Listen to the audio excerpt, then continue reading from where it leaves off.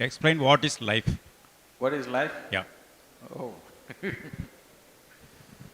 And what's the second part of it?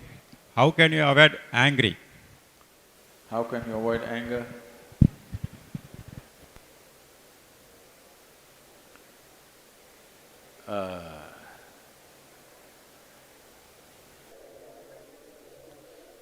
See, if you're driving on the Coimbatore streets, if you're driving in the Coimbatore street, you have to avoid the medians which are placed in odd places.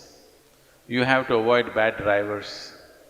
You have to avoid drunken men crossing the street, children crossing the street, all kinds of things. But when you're driving in Coimbatore street, do you have to avoid the moon? I'm asking, do you have to avoid the moon? No, because the moon is not on the street, isn't it? So similarly, right now are you angry? No? Then why should you avoid it? There's no need to avoid it. It is just that you think anger is an entity. Anger is not an entity. You become angry. You become angry. Anger is not sitting somewhere and you go hit it. There is no such thing. You become angry. When you become angry, is it pleasant for you or unpleasant for you? Unpleasant for you. Unpleasant for others for sure, unpleasant for yourself also.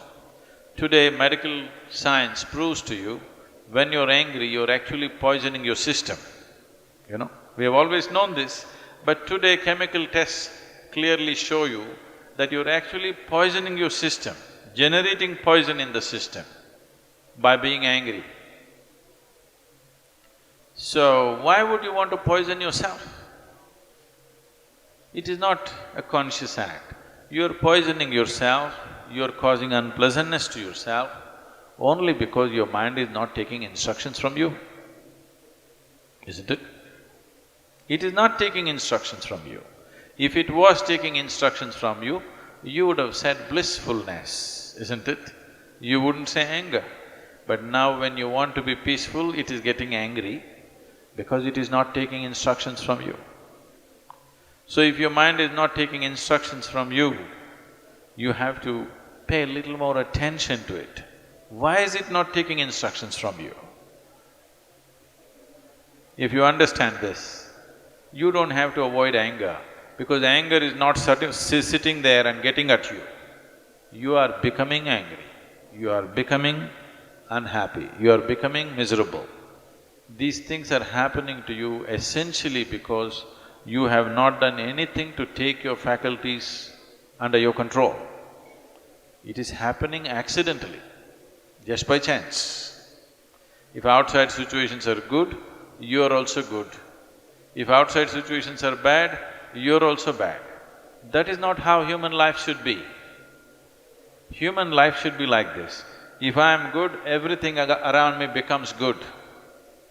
This should be the reality, isn't it?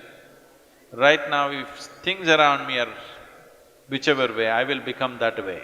No, no. Human consciousness should create situations.